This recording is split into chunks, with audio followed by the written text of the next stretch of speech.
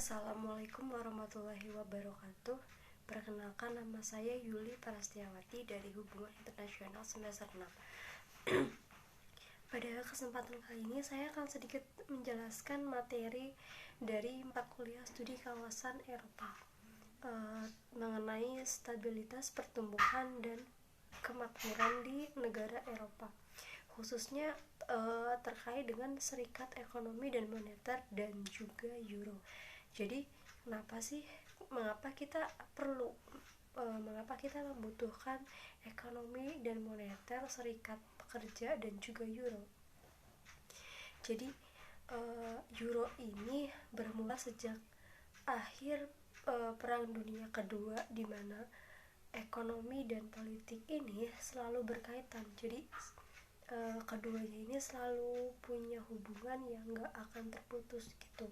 Nah, di luar dari cerita ekonomi, ternyata Euro ini merupakan bentuk mata uang yang memiliki posisi yang sangat kuat di negara Eropa, di mana Euro ini ternyata merupakan sebuah simbol nyata dari wujud persatuan negara Eropa, dan juga Euro ini bentuk identitas serta kerjasama di negara Eropa dan negara-negara lainnya.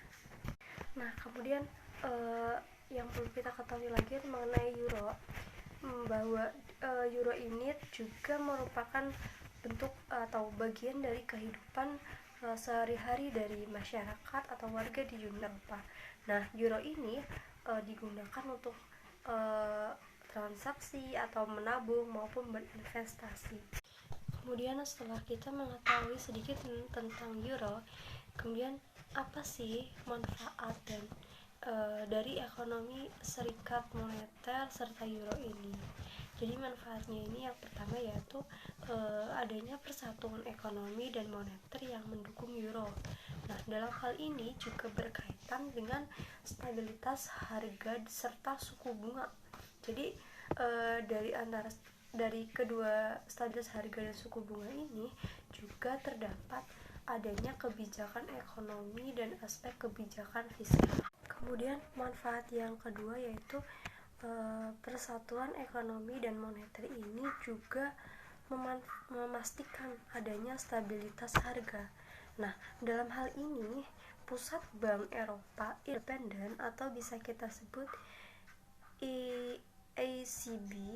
Nah, bank ini bertanggung jawab atas kebijakan moneter, termasuk seperti kayak kita mencetak uang tuh. Nah, tujuannya itu apa? Yaitu untuk menjaga stabilitas harga konsumennya itu sendiri. Jadi selain menjaga stabilitas harga konsumen, juga menjaga stabilitas nilai dari euronya itu. Kemudian juga menetapkan serta menyesuaikan tingkat suku bunga untuk pinjaman di bank tersebut.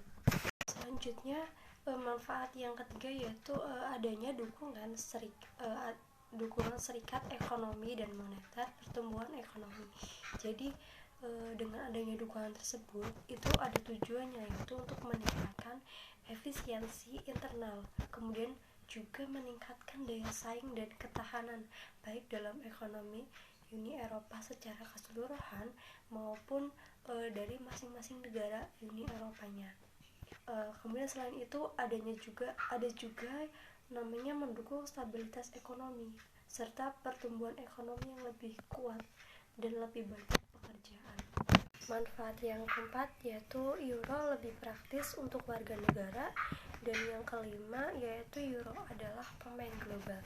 Nah, maksudnya pemain global ini Euro ini merupakan mata uang dengan kekuatan dan stabilitas yang tinggi dalam menopang posisi Eropa di ekonomi dunia. Jadi Euro ini benar-benar punya posisi yang tinggi, di mana dia bisa menopang posisi negara Eropa dalam menangani ekonomi di dunia. Nah, Euro ini sudah berdiri di samping dolar Amerika Serikat sebagai mata uang pilihan untuk transaksi di tingkat global. Jadi Euro ini merupakan mata uang asing kedua yang paling banyak diperdagangkan. Kemudian setelah kita mengetahui manfaat serta apa sih euro itu, nah sekarang kita mengetahui siapa sih yang mengelola ekonomi dan serikat moneter serta euro tersebut. Jadi yang mengelola itu yang pertama Komisi Eropa. Nah, tugasnya ini dari Komisi Eropa yaitu memantau dari berbagai indikator ekonomi di semua negara Uni Eropa. Jadi Komisi Eropa ini memastikan bahwa mereka itu mematuhi aturan dan stabilitas fakta pertumbuhan yang disepakati bersama.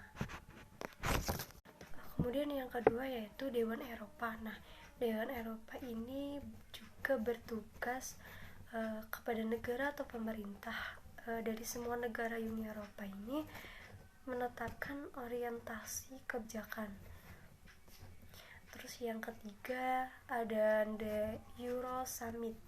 Nah, tugasnya ini melaksanakan, jadi setidaknya 2 kali setahun kepala negara atau pemerintah kawasan Euro ini kawasan negara-negara Euro ini bertemu untuk mengordinasikan tata kelola Euro. Jadi setiap 2 kali setahun itu mengadakan pertemuan untuk mengkoordinasikan mengenai Euro dan keuangan dan sebagainya.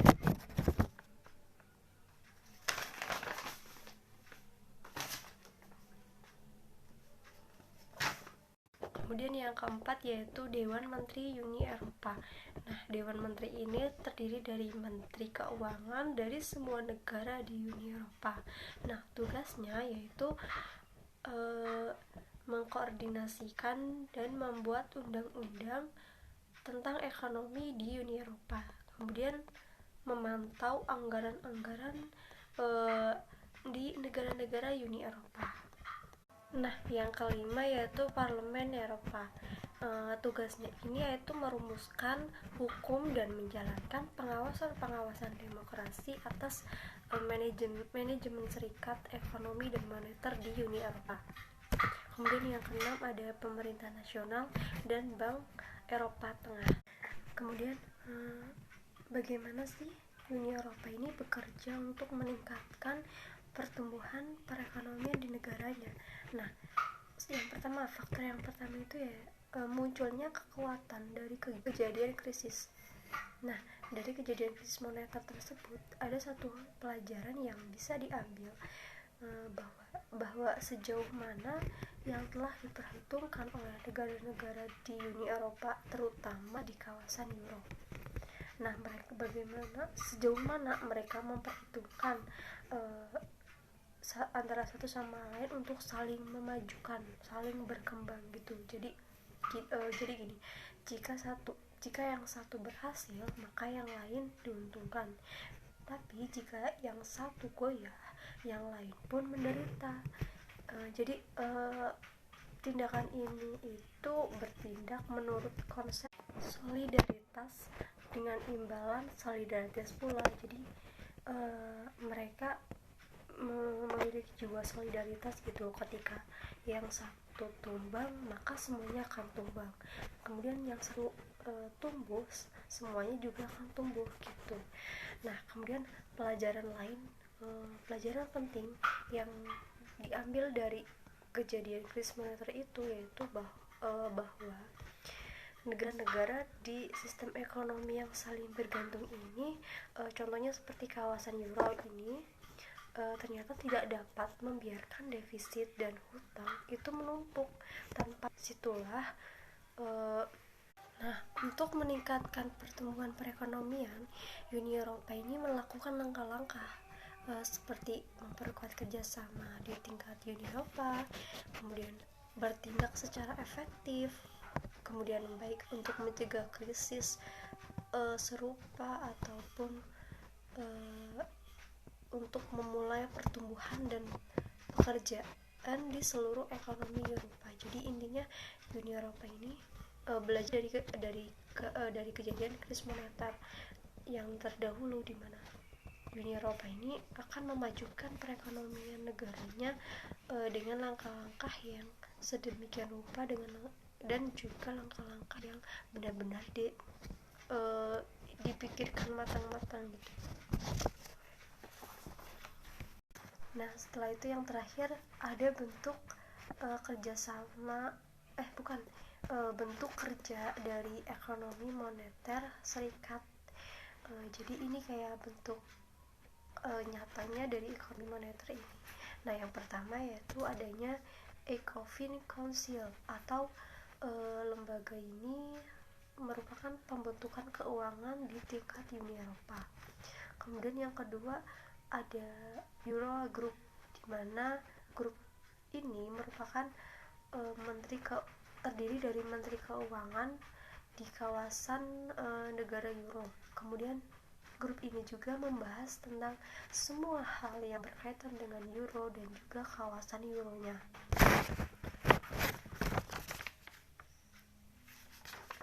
Kemudian yang ketiga itu ada peringatan laporan mekanisme. Nah, atau bisa kita sebut Macroeconomy Imbalance Procedure atau singkat MIP. Nah, yang keempat ada Banking Union. Nah, ini itu tugasnya yaitu untuk memperkuat dan memperluas pengaturan serta pengawasan sektor perbankan dalam di negara Eropa. Kemudian yang kelima ini ada Fasilitas Stabilitas Keuangan Eropa. Ini dibangun sebagai tindakan sementara untuk negara-negara Uni Eropa yang mengalami kesulitan.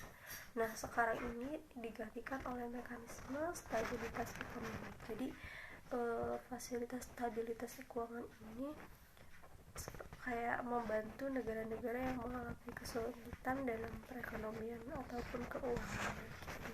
Dan yang terakhir ada firewall atau ini merupakan mekanisme yang mendanai hutang negara-negara Uni Eropa yang sedang mengalami kesulitan ekonomi. Jadi firewall ini mendanai negara-negara yang sedang mengalami kesulitan ekonomi maupun keuangan dalam bentuk hutang gitu. Jadi mereka yang didanai ya akan tetap bayar. Jadi hanya sedikit itulah yang bisa saya sampaikan dari materi mata kuliah studi kawasan Eropa. Mohon maaf apabila banyak kesalahan kata dan sebagainya. Terima kasih. Wassalamualaikum warahmatullahi wabarakatuh.